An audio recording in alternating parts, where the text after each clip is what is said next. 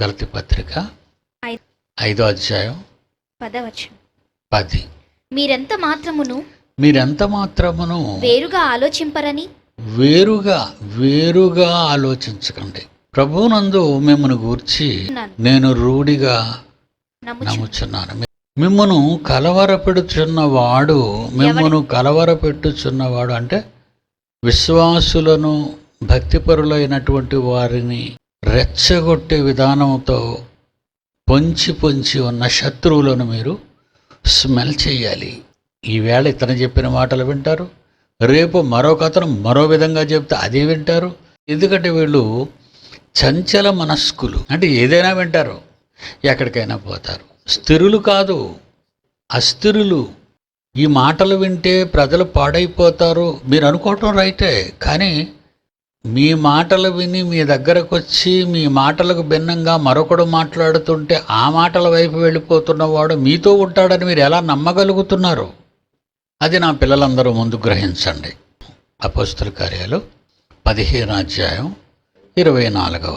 కొందరు మా యుద్ధ నుండి వెళ్ళారు, అంటే బైబిల్ ఓపెన్ యూనివర్సిటీ నుంచి మన నుంచి కొందరు ఎలాగైతే బయటికి వెళ్ళారో ఆ రోజుల్లో కూడా కొందరు మా యుద్ధ నుండి వెళ్ళి తమ బోధ చేత మిమ్మును కలవరపరుస్తున్నారు. తమ బోధ యేసు బోధ కాదు, నూతన నిబంధన సార్వత్రిక సంఘపు బోధ కాదు, 66 పుస్తకాలలో ఉన్న బోధ కాదు. తమ బోధ అంటే వాడికి నచ్చినది, వాడు వక్రంగా ఆలోచించినది. ప్రపంచవ్యాప్తంగా 3000 శాఖలుగా 3000 రకాల బోధలు. శాఖకొక బోధ కదండి. పెంతెకొస్తు బోధ వేరు, బ్యాప్టిస్ట్ బోధ వేరు, RCM వాళ్ళ బోధ వేరు, బ్రదర్ మిషన్ బోధ వేరు, జెహోవా విట్నెస్ బోధ వేరు, రక్షణ సైన్యం బోధ వేరు, GDM బోధ వేరు, CSI బోధ వేరు, బ్రదర్ మిషన్ బోధ వేరు, లేమెన్ ఎవెంజలికల్ వాళ్ళ బోధ.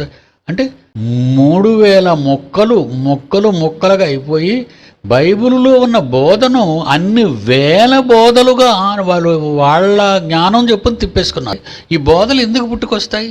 ఈ డిఫరెంట్ బోధలు ఎందుకు పుట్టుకొస్తాయి అంటే 1వ అధ్యాయం గలతీ పత్రిక 6వ వచనంలో క్రీస్తు కృపను బట్టి మిమ్మును పిలిచిన దేవాది దేవుడైన తండ్రిని విడిచి భిన్నమైన సువార్త తట్టుకు వ్యతిరేకమైన బోధ తట్టుకు మీరింత త్వరగా తిరిగిపోవుట చూడగా నాకు ఆశ్చర్యమగుచున్నది.